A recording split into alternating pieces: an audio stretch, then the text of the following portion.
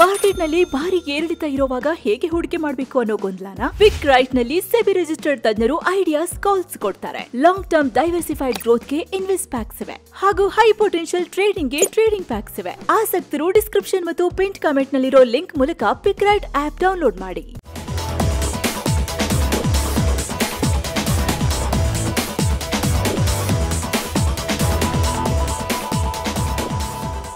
Hi friends, ಇದು mastmaga.comನ international bulletin ಸುತ್ತು ಜಗತ್ತು. ನಾನು ಅಮರ್ ಪ್ರಸಾದ್. ಅಮೆರಿಕ ಅಧ್ಯಕ್ಷ ಡೊನಾಲ್ಡ್ ಟ್ರಂಪ್ರ ಟ್ಯಾರಿಫ್ ಹೊಡೆತದಿಂದ ಜಾಗತಿಕ ಮಾರುಕಟ್ಟೆಯಲ್ಲಿ ವಿಧ್ವಂಸ ಆಗ್ತಾ ಇದೆ. ಜಗತ್ತಿನ ಎಲ್ಲ ಮಾರ್ಕೆಟ್ಗಳಲ್ಲೂ ಕೂಡ ಭೀಕರ ರಕ್ತಪಾತ ಆಗಿದೆ. ಜಪಾನ್ನ ನಿಕ್ಕಾಯ್ 225 ಸೂಚ್ಯಂಕದಲ್ಲಿ ಮನ ಬಂದಂತೆ ಕರಡಿ ಕುಣಿದಿದೆ. ಸುತ್ತು ಜಗತ್ತು ರೆಕಾರ್ಡ್ ಆಗೋ ಟೈಮ್ನಲ್ಲಿ 7%ಗೂ ಅಧಿಕ ಪತನ ಆಗಿದೆ. ಕಳೆದ 18 ತಿಂಗಳಲ್ಲಿ ಇದೇ ಫಸ್ಟ್ ಟೈಮ್ ನಿಕ್ಕಾಯ್ ಇಷ್ಟು ಪಾತಾಳಕ್ಕೆ ಬಿದ್ದಿರೋದು. ಇನ್ನು ಭಾರತೀಯ ಷೇರುಪೇಟೆಯಲ್ಲೂ ಭಾರಿ ಕುಸಿತ ಕಾಣ್ತಾ ಇದೆ. ಸೆನ್ಸೆಕ್ಸ್ ಮತ್ತು ನಿಫ್ಟಿ ಎರಡೂ ಕೂಡ ನೀವು ಸ್ಕ್ರೀನ್ ಮೇಲೆ ನೋಡ್ತಾ ಇದ್ದೀರಾ 4% ಪ್ಲಸ್ ಪತನ ಆಗಿತ್ತು ಸುತ್ತು ಜಗತ್ತು ರೆಕಾರ್ಡ್ ಆಗೋ ವೇಳೆ. ಅಂದಹಾಗೆ ಟ್ರಂಪ್ ರೆಸಿಪ್ರೋಕಲ್ ಟ್ಯಾರಿಫ್ ಹಾಕಿದ ಬೆನ್ನಲ್ಲೇ ಶುಕ್ರವಾರ ಅಮೆರಿಕ ಮಾರ್ಕೆಟ್ ಭಾರಿ ಲಾಸ್ ಮಾಡಿಕೊಂಡಿತ್ತು. ಟ್ರಂಪ್ರ ಆಪ್ತ ಇಲಾನ್ ಮಸ್ಕ್ ಸೇರಿ ಅಮೆರಿಕದ ಟಾಪ್ ಬಿಲಿಯನೇರ್ಗಳೆಲ್ಲ ಸಾವಿರಾರು ಕೋಟಿ ರೂಪಾಯಿ ಕಳ್ಕೊಂಡಿದ್ರು. ಭಾರಿ ಸೆಲ್ ಆಫ್ ನಡೆದು ಹೂಡಿಕೆದಾರರೆಲ್ಲ ಹಣ ಹಿಂದಕ್ಕೆ ತಗೊಂಡಿದ್ರು. ಪರಿಣಾಮ ಕಳೆದ ವಾರ US ಸ್ಟಾಕ್ಸ್ $6 ಟ್ರಿಲಿಯನ್ ಲಾಸ್ ಮಾಡಿಕೊಂಡ್ವು. ಈಗ ಈ ವಾರದ ಮೊದಲ ಸೆಷನ್ನಲ್ಲೂ ಕೂಡ ಮಾರ್ಕೆಟ್ ಮುಗ್ಗರಿಸಿದೆ. ಇದಕ್ಕೆ ರಿಯಾಕ್ಟ್ ಮಾಡಿರೋ ಟ್ರಂಪ್ ಕೆಲವೊಮ್ಮೆ ಮೆಡಿಸನ್ ತಗೊಂಡು ಇಂಥದ್ದನ್ನೆಲ್ಲ ಅರ್ಗಿಸ್ಕೊಳ್ಬೇಕು ಅಂತ ಹೇಳಿದ್ದಾರೆ. ಜೊತೆಗೆ ಈ ಹಿಂದಿನ ಅವಧಿಯಲ್ಲಿ ಅಮೆರಿಕವನ್ನ ಬೇರೆ ರಾಷ್ಟ್ರಗಳು ಕೆಟ್ಟದಾಗಿ ನಡೆಸ್ಕೊಂಡಿದ್ದಾರೆ. ಇದಕ್ಕೆಲ್ಲ ಈ ಹಿಂದಿನ ಮೂರ್ಖ ಲೀಡರ್ಶಿಪ್ಪೇ ಕಾರಣ ಅಂತ ಬೈಡೆನ್ ವಿರುದ್ಧ ವಾಗ್ದಾಳಿ ಮಾಡಿದ್ದಾರೆ. ಅಲ್ಲದೆ ನಾನು ಏಷ್ಯಾ ಮತ್ತು ಯುರೋಪ್ ನಾಯಕರ ಜೊತೆಗೆಲ್ಲ ಮಾತಾಡಿದ್ದೀನಿ. ಅವರು ಅಮೆರಿಕ ಹಾಕಿದ ರೆಸಿಪ್ರೋಕಲ್ ಟ್ಯಾರಿಫ್ ಅನ್ನ ಪಾವತಿ ಮಾಡಲೇಬೇಕು, ಅಲ್ಲಿವರೆಗೂ ನಾನು ಅವರೊಂದಿಗೆ ಸಂಧಾನಕ್ಕೆ ಮುಂದಾಗಲ್ಲ ಅಂತ ತಮ್ಮ ಟ್ಯಾರಿಫ್ ನಡೆಯನ್ನ ಸಮರ್ಥಿಸಿಕೊಂಡಿದ್ದಾರೆ. ಇದೆಲ್ಲದರ ಮಧ್ಯೆ ಟ್ರಂಪ್ರ ಹೊಸ ಟ್ಯಾರಿಫ್ ಬೆನ್ನಲ್ಲೇ ಸುಮಾರು 50ಕ್ಕೂ ಅಧಿಕ ರಾಷ್ಟ್ರಗಳು ವೈಟ್ ಹೌಸ್ ಅನ್ನು ಸಂಪರ್ಕಿಸಿವೆ, ಅಮೆರಿಕ ಜೊತೆಗೆ ಮಾತುಕತೆ ಶುರು ಮಾಡಿವೆ ಅಂತ ಅಮೆರಿಕದ ಟ್ರೆಜರಿ ಸೆಕ್ರೆಟರಿ ಸ್ಕಾಟ್ ಬೆಸೆಂಟ್ ಹೇಳಿದ್ದಾರೆ. ಆದರೆ ಯಾವ್ಯಾವ ರಾಷ್ಟ್ರಗಳು ಏನೇನು ಕೇಳ್ತಿದ್ದಾರೆ ಇನ್ನೂ ಗುಟ್ಟನ್ನು ಬಿಟ್ಕೊಟ್ಟಿಲ್ಲ.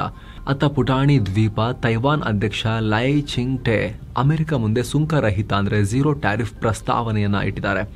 ತೈವಾನ್ ಕಂಪನಿಗಳು ಅಮೆರಿಕದಲ್ಲಿ ಹೆಚ್ಚೆಚ್ಚು ಹೂಡಿಕೆ ಮಾಡ್ತವೆ ಅನ್ನೋ ಭರವಸೆ ಕೊಟ್ಟಿದ್ದಾರೆ. ಅಂದಹಾಗೆ ಸಣ್ಣ ತೈವಾನ್ ಅಮೆರಿಕದ 7ನೇ ಅತಿ ದೊಡ್ಡ ಟ್ರೇಡಿಂಗ್ ಪಾರ್ಟ್ನರ್. ಒಂದು ಪೂರ್ಣ ಪ್ರಮಾಣದ ಕಂಟ್ರಿನೂ ಅಲ್ಲ, ಇದು ಸ್ವಯಂ ಆಡಳಿತ ಇರೋ ದ್ವೀಪ ಅಷ್ಟೇ ಸದ್ಯಕ್ಕೆ. ಅವರು ಅಮೆರಿಕದ 7ನೇ ಅತಿ ದೊಡ್ಡ ಟ್ರೇಡಿಂಗ್ ಪಾರ್ಟ್ನರ್. ಕಳೆದ ವರ್ಷ 2 ರಾಷ್ಟ್ರಗಳ ಮಧ್ಯೆ $158.6 ಬಿಲಿಯನ್ ವಹಿವಾಟು ಆಗಿದೆ. ಪ್ರತಿ ವರ್ಷ ಇವರಿಬ್ಬರ ನಡುವಿನ ವ್ಯಾಪಾರ 24.2% ಗ್ರೋ ಆಗ್ತಾನೆ ಹೋಗ್ತಾ ಇದೆ. ಸೆಮಿಕಂಡಕ್ಟರ್ ಕಂಪ್ಯೂಟರ್ ಚಿಪ್ಗಳನ್ನೆಲ್ಲ ಅಮೆರಿಕಗೆ ತೈವಾನ್ ರಫ್ತು ಮಾಡ್ತಾ ಇದೆ. ಆದರೆ ಟ್ರಂಪ್ ಈ ತೈವಾನ್ ಮೇಲೂ ಕೂಡ 32% ಸುಂಕ ಹಾಕಿದ್ದಾರೆ.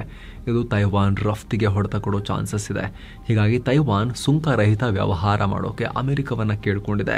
ಟ್ರಂಪ್ರ ಅಮೆರಿಕ ಫಸ್ಟ್ ಪಾಲಿಸಿ ಮತ್ತು ಟ್ಯಾರಿಫ್ ನೀತಿ ಕುರಿತು ಬ್ರಿಟನ್ ಪ್ರಧಾನಿ ಕಿಯರ್ ಸ್ಟಾರ್ಮರ್ ರಿಯಾಕ್ಟ್ ಮಾಡಿದ್ದಾರೆ. ಟ್ರಂಪ್ರ ಈ 2 ನೀತಿಗಳಿಂದ ಗ್ಲೋಬಲೈಸೇಷನ್ ಜಾಗತೀಕರಣದ ಯುಗ ಮುಗಿದಿದೆ.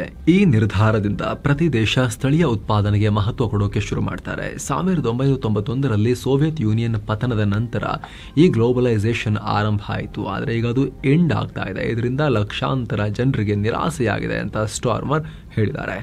ಮತ್ತೊಂದು ಕಡೆ ಇರಾನ್ ಮತ್ತು ಅಮೆರಿಕ ನಡುವೆ ಯುದ್ಧ ಭೀತಿ ಇರೋ ಹೊತ್ತಲ್ಲೇ ಇರಾನ್ ಅಮೆರಿಕದ ಮಿತ್ರ ರಾಷ್ಟ್ರಗಳಿಗೆ ಎಚ್ಚರಿಕೆ ಕೊಟ್ಟಿದೆ. ಗಲ್ಫ್ ರಾಷ್ಟ್ರಗಳಾದ Iraq, Kuwait, Qatar, Bahrain, UAE ಮತ್ತು ಟರ್ಕಿಗಳಿಗೆ ವಾರ್ನಿಂಗ್ ಕೊಟ್ಟಿದೆ. ನಿಮ್ಮ ನೆಲದಿಂದ ಏನಾದರೂ ಅಮೆರಿಕಗೆ ದಾಳಿ ಮಾಡೋಕೆ ಅವಕಾಶ ಕೊಟ್ಟರೆ ನಿಮಗೂ ಪರಿಣಾಮ ನೆಟ್ಟಗಿರಲ್ಲ, ಇಡೀ ಗಲ್ಫನ್ನೇ ಸುಟ್ಬಿಡ್ತೀನಿ ಅಂತ ಹೇಳಿ ಎಚ್ಚರಿಕೆ ಕೊಟ್ಟಿದ್ದಾರೆ. ಇತ್ತ ಇರಾನ್ನ ಇಸ್ಲಾಮಿಕ್ ರೆವಲ್ಯೂಷನರಿ ಗಾರ್ಡ್ ಕೋರ್ ಕೂಡ ಹೈ ಅಲರ್ಟ್ನಲ್ಲಿದೆ. ತನ್ನೆಲ್ಲ ಅಂಡರ್ಗ್ರೌಂಡ್ ಮಿಸೈಲ್ ಸಿಟಿಗಳಲ್ಲಿ ಆಯುಧಗಳನ್ನು ಸಜ್ಜುಗೊಳಿಸ್ತಾ ಇದೆ ಅಂತ ಇರಾನ್ನ ಹಿರಿಯ ಅಧಿಕಾರಿಯೊಬ್ಬರು ಕನ್ಫರ್ಮ್ ಮಾಡಿದ್ದಾರೆ. ಅಂದಹಾಗೆ ಅಮೆರಿಕ ಇರಾನ್ಗೆ ಪರಮಾಣು ಒಪ್ಪಂದ ಮಾಡಿಕೊಳ್ಳೋಕೆ ಒತ್ತಾಯಿಸ್ತಾ ಇದ್ದು, ಅದಕ್ಕೆ ಒಪ್ಪದೇ ಇದ್ರೆ ದಾಳಿ ಮಾಡ್ತೀವಿ ಅಂತ ಅಮೆರಿಕ ಬೆದರಿಕೆ ಹಾಕಿದೆ. ಸೇನೆಯನ್ನು ಕೂಡ ವ್ಯಾಪಕವಾಗಿ ನಿಯೋಜನೆ ಮಾಡ್ತಾ ಇದೆ.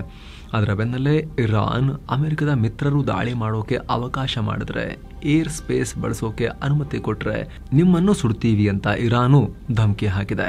ಏನೋ ಟೆಕ್ ದಿಗ್ಗಜ ಇಲಾನ್ ಮಸ್ಕ್ರ ಸ್ಟಾರ್ಲಿಂಕ್ ಇಂಟರ್ನೆಟ್ ಸೇವೆಯನ್ನ ಬಾಂಗ್ಲಾದಲ್ಲಿ ಶುರು ಮಾಡೋಕೆ ಬಾಂಗ್ಲಾ ಮಧ್ಯಂತರ ಸರ್ಕಾರ ಲೈಸೆನ್ಸ್ ಕೊಟ್ಟಿದೆ. ಟ್ರಂಪ್ರ ಟ್ಯಾರಿಫ್ ಹೊಡೆತಕ್ಕೆ ಬಾಂಗ್ಲಾದ ಗಾರ್ಮೆಂಟ್ ಸೆಕ್ಟರ್ ಮೇಲೆ ಪರಿಣಾಮ ಬೀರುತ್ತೆ ಅನ್ನೋ ಆತಂಕದಲ್ಲಿ ಬಾಂಗ್ಲಾ ಅಮೆರಿಕವನ್ನ ಓಲೈಸೋಕೆ, ಮಸ್ಕರನ್ನ ಓಲೈಸೋಕೆ ಈ ಕ್ರಮ ತಗೊಂಡಿದೆ. ಮತ್ತೊಂದು ಕಡೆ ಕಳೆದ ವರ್ಷದ ಶೇಖ್ ಹಸೀನಾ ಸರ್ಕಾರ ಪತನದ ನಂತರ ಹಸೀನಾ ಪರವಾಗಿ ವಾದ ಮಾಡಿದ 70 ವಕೀಲರನ್ನ ಜೈಲಿಗೆ ಹಾಕಿ ಬಾಂಗ್ಲಾ ಕೋರ್ಟ್ ಆದೇಶ ಹೊರಡಿಸಿದೆ. ಒಟ್ಟಲ್ಲಿ ಹಸೀನಾ ಮಾತ್ರ ಅಲ್ಲ, ಅವ್ರ ಜೊತೆಲಿರೋರು ಮಾತ್ರ ಅಲ್ಲ, ಅವ್ರ ಮೇಲೆ ಕೇಸ್ ಹಾಕ್ತಾರೆ, ಅದನ್ನು ವಾದ ಮಾಡೋಕೆ ಲಾಯರ್ಗಳು ಬರಬಾರ್ದು. ಆ ರೀತಿ ಭಯದ ವಾತಾವರಣವನ್ನ ಈ ಯೂನಸ್ ಅಂಡ್ ಗ್ಯಾಂಗ್ ಹುಟ್ಟು ಹಾಕ್ತಾ ಇದೆ ಬಾಂಗ್ಲಾದಲ್ಲಿ. ಇನ್ನು ಇಸ್ರೇಲ್ ಹಮಾಸ್ ಯುದ್ಧ ಮತ್ತೆ ಅಫಿಷಿಯಲ್ ಆಗಿ ಶುರುವಾಗಿದೆ. ಹಮಾಸ್ ಇಸ್ರೇಲ್ ಮೇಲೆ ಪ್ರತಿ ದಾಳಿ ಮಾಡಿದೆ. ಅಲ್ಲಿನ ಅಶ್ಕಲೋನ್ ಅನ್ನೋ ಸಿಟಿ ಸೇರಿ ಹಲವು ಕಡೆ ರಾಕೆಟ್ ದಾಳಿ ನಡೆಸಿದೆ. ಪರಿಣಾಮ 3 ಗಂಭೀರವಾಗಿ ಗಾಯಗೊಂಡಿದ್ದಾರೆ. ಇದರಲ್ಲಿ ಹಲವು ರಾಕೆಟ್ಗಳನ್ನು ನಾವು ವಾಪಸ್ ಡಿಸ್ಟ್ರಾಯ್ ಮಾಡಿದ್ದೀವಿ ಬರೋಷ್ಟರಲ್ಲಿ ಅಂತ ಇಸ್ರೇಲ್ ಹೇಳ್ಕೊಂಡಿದೆ. ಇತ್ತ ಇಸ್ರೇಲ್ ಗಾಜಾದ ದೇರ್ ಅಲ್ ಬಲ್ಹಾ ಅನ್ನೋ ಸಿಟಿಯಲ್ಲಿ ವಾಸಿಸ್ತಿರೋ ಜನರಿಗೆಲ್ಲ ಜಾಗ ಖಾಲಿ ಮಾಡಿ ಅಂತ ಸೂಚನೆ ಕೊಟ್ಟಿದೆ. ಇನ್ನೊಂದು ಕಡೆ ಗಾಜಾ ಮೇಲೆ ಇಸ್ರೇಲ್ ತನ್ನ ದಾಳಿಯನ್ನು ಮತ್ತಷ್ಟು ತೀವ್ರಗೊಳಿಸಿದೆ. ಪರಿಣಾಮ ಗಾಜಾದ ಹೊಸ ದಾಳಿಯಲ್ಲಿ 46 ಜನ ಪ್ರಾಣವನ್ನು ಕಳ್ಕೊಂಡಿದ್ದಾರೆ. ಅಲ್ಲದೆ 113 ಜನ ಗಂಭೀರವಾಗಿ ಗಾಯಗೊಂಡಿದ್ದಾರೆ ಅಂತ ಪ್ಯಾಲೆಸ್ತೀನ್ ಆರೋಗ್ಯ ಇಲಾಖೆ ಹೇಳಿದೆ. ಪಾಕಿಸ್ತಾನದ ಖೈಬರ್ ಪಖ್ತೂನ್ಖ್ವಾ ಭಾಗದಲ್ಲಿ ದೊಡ್ಡ ಪ್ರಮಾಣದ ಕಚ್ಚಾ ತೈಲ ಮತ್ತು ನ್ಯಾಚುರಲ್ ಗ್ಯಾಸ್ ನಿಕ್ಷೇಪ ಪತ್ತೆಯಾಗಿದೆ ಅನ್ನೋ ರಿಪೋರ್ಟ್ಸ್ ಬರ್ತಾ ಇವೆ. ಈ ಭಾಗದ 3 ಪ್ರದೇಶದಲ್ಲಿ ಈ ರಿಸರ್ವ್ ಇರೋದನ್ನ ಪಾಕ್ನ ಮಾರಿ ಪೆಟ್ರೋಲಿಯಂ ಅನ್ನೋ ಕಂಪನಿ ಐಡೆಂಟಿಫೈ ಮಾಡಿದೆ. ಈಗ ಆಲ್ರೆಡಿ ಪ್ರತಿದಿನ ಸುಮಾರು 20 ಮಿಲಿಯನ್ ಕ್ಯೂಬಿಕ್ ಫೀಟ್ ಗ್ಯಾಸ್ ಮತ್ತು 122 ಬ್ಯಾರಲ್ ಕಚ್ಚಾ ತೈಲ ಉತ್ಪಾದಿಸಲಾಗಿದೆ ಅಂತ ಮಾರಿ ಪೆಟ್ರೋಲಿಯಂ ಕಂಪನಿ ಹೇಳಿದೆ. ಏನೋ ಈ ನಿಕ್ಷೇಪದಲ್ಲಿ ಒಟ್ಟಾರೆ ಎಷ್ಟು ಕಚ್ಚಾ ತೈಲ ಮತ್ತು ನ್ಯಾಚುರಲ್ ಗ್ಯಾಸ್ ಇದೆ ಅನ್ನೋದನ್ನು ಕಂಪನಿ ಬಹಿರಂಗಪಡಿಸಿಲ್ಲ. ಆದರೆ ಈಗ ಉತ್ಪಾದಿಸಿರೋದಕ್ಕಿಂತ ಹೆಚ್ಚು ತೈಲ ಅಂದರೆ ಪ್ರತಿದಿನ 50 ಮಿಲಿಯನ್ ಕ್ಯೂಬಿಕ್ ಫೀಟ್ ಗ್ಯಾಸ್ ಮತ್ತು 200 ರಿಂದ 400 ಬ್ಯಾರಲ್ ಕಚ್ಚಾ ತೈಲವನ್ನು ಉತ್ಪಾದನೆ ಮಾಡಬಹುದು ಅಂತ ಕಂಪನಿ ಅಂದಾಜು ಮಾಡಿದೆ.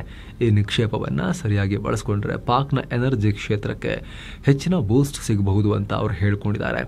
ಅಂದಹಾಗೆ ಪಾಕಿಸ್ತಾನ 2024-25 ಆರ್ಥಿಕ ವರ್ಷದಲ್ಲಿ ಸುಮಾರು 45 ಮಿಲಿಯನ್ ಬ್ಯಾರಲ್ ಕಚ್ಚಾ ತೈಲವನ್ನು ಆಮದು ಮಾಡಿಕೊಂಡಿತ್ತು. ಸುಮಾರು 8,700 ಕ್ಯೂಬಿಕ್ ಮೀಟರ್ ಗ್ಯಾಸ್ನ ವಿದೇಶಗಳಿಂದ ತರಿಸಿಕೊಂಡಿತ್ತು. ಹಾಗೆ ಮುಂದಿನ ದಿನಗಳಲ್ಲಿ ಪಾಕ್ನ ಇಂಧನ ಬೇಡಿಕೆ ಇನ್ನಷ್ಟು ಜಾಸ್ತಿಯಾಗುವ ನಿರೀಕ್ಷೆ ಕೂಡ ಇದೆ. ಹಾಗಾಗಿ ಅಲ್ಲಿ ಸಿಕ್ಕಿರೋ ಈ ನಿಕ್ಷೇಪವನ್ನು ಎಫೆಕ್ಟಿವ್ ಆಗಿ ಬಳಸಿಕೊಂಡ್ರೆ ಪಾಕ್ ಇಂಧನ ಆಮದಿನ ಹೊರೆಯನ್ನ ಕಮ್ಮಿ ಮಾಡ್ಕೋಬಹುದು ಅನ್ನೋ ಆಸೆಯನ್ನ ಪಾಕಿಗಳು ಇಟ್ಕೊಂಡಿದ್ದಾರೆ. ಇನ್ನು ಅಮೆರಿಕ ಚೀನಾದ ಮೇಲೆ ಟ್ಯಾರಿಫ್ ಹಾಕದೆ ಹೋದರೆ ಟಿಕ್ಟಾಕ್ ಮಾರಾಟದ ಡೀಲ್ ಕಂಪ್ಲೀಟ್ ಆಗ್ತಾ ಇತ್ತು ಅಂತ ಟ್ರಂಪ್ ಹೇಳಿದ್ದಾರೆ. ಅವರು ಅದನ್ನು ನಮಗೆ ಮಾರಾಟ ಮಾಡೋಕ್ಕೆ ಹತ್ತಿರದಲ್ಲಿದ್ದರು. ಆದರೆ ಈ ಟೈಮ್ನಲ್ಲಿ ನಾನು ಟ್ಯಾರಿಫ್ ಹಾಕಿಬಿಟ್ಟೆ, ಇಲ್ಲ ಅಂದಿದ್ರೆ 15 ನಿಮಿಷದಲ್ಲಿ ಆ ಡೀಲ್ ಆಗಿರೋದು ಅಂತ ಟ್ರಂಪ್ ಹೇಳಿದ್ದಾರೆ. ಇನ್ನು ಟಿಕ್ಟಾಕ್ ಮಾರಾಟಕ್ಕೆ ನೀಡಿದ ಗಡುವನ್ನು ಕೂಡ ಟ್ರಂಪ್ 75 ದಿನ ವಿಸ್ತರಣೆ ಮಾಡಿದ್ದಾರೆ. ಅಂದಹಾಗೆ ಈ ಮುಂಚೆ ಇದ್ದ ಬೈಡೆನ್ ಸರ್ಕಾರ ಟಿಕ್ಟಾಕ್ ಅನ್ನು ಅಮೆರಿಕನ್ ಕಂಪನಿಗೆ ಮಾರಿ ಇಲ್ಲ ಅಂದರೆ ಬ್ಯಾನ್ ಮಾಡ್ತೀವಿ ಅಂತ ಬ್ಯಾನ್ ಹೇರಿದ್ರು. ಆದರೆ ಟ್ರಂಪ್ ಅಧಿಕಾರಕ್ಕೆ ಬಂದ ಮೇಲೆ ಇದಕ್ಕೆ ಸ್ವಲ್ಪ ರಿಲ್ಯಾಕ್ಸೇಷನ್ ಕೊಟ್ಟಿದ್ರು.